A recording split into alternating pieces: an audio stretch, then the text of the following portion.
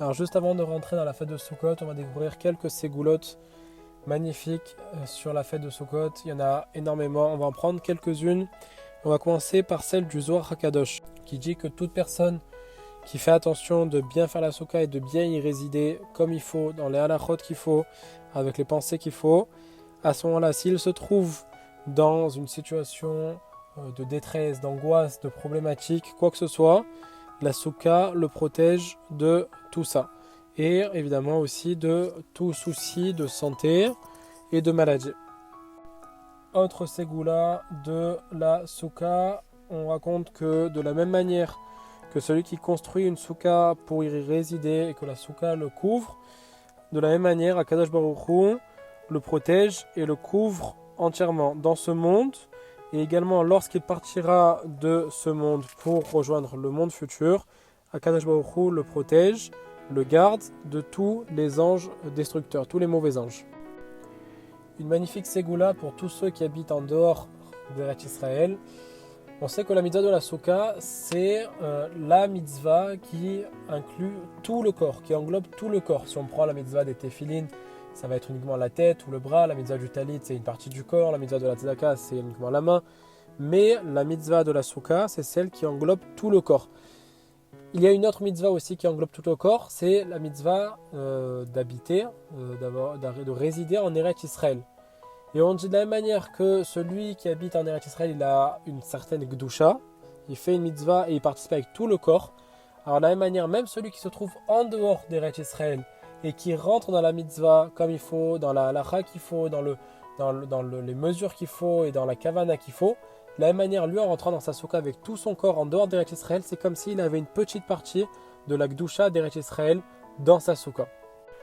Autre bienfait, ségoulotte de la Soukha, on dit que celui qui est attentif à bien réaliser la mitzvah de la Soukha, il est considéré comme associé d'Akadosh Baruch Hu dans la création du monde. Rien que ça. Et également que la mitzvah de la Soukha bien réalisée, c'est une ségoula pour une longue vie.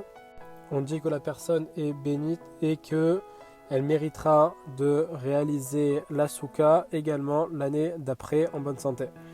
C'est également une grande ségoula pour les personnes qui attendent des enfants, de bien réaliser la mitzvah de la Soukha comme il faut. Alors, quand on dit bien réaliser la mitzvah de la Soukha, évidemment, c'est faire attention à la halachot de la Soukha, de la manière dont elle est construite, ce qu'on peut faire, ce qu'on ne peut pas faire pour construire une Soukha. C'est évidemment le fait d'y résider dans la Soukha, de manger dedans, de dormir dedans, d'étudier dedans. Et c'est évidemment faire attention aux kavanot qu'il faut avoir, à quoi il faut penser, au Hanane Kavod, Yetziat Mitzrayim, la mitzvah d'accomplir la Soukha, de faire la mitzvah de la Soukha, c'est tout ça. Et c'est évidemment aussi faire attention à tout ce qui pourrait être, un manque de respect, faire attention au manque de respect qu'il pourrait y avoir dans la Soukha. Donc attention aux paroles qui ne sont pas en rapport avec la Gdusha de la Soukha, faire attention à ce qu'on y rentre dans la Soukha, faire attention au téléphone, faire attention à tout ce genre de choses pendant toute la période de la fête de Sukkot, faire attention à tout ça. Autre ségoula, on dit qu'une personne qui est sujet à des souffrances, qui est sujet à de la tristesse, qui est sujet à des mauvaises choses, Hachem Yishmor dans sa vie, on dit que de la même manière que s'il a accompli la mitzvah de la Soukha comme il se doit, à ce moment-là, on va lui enlever toutes les souffrances, toutes les mauvaises choses qu'il a sur lui.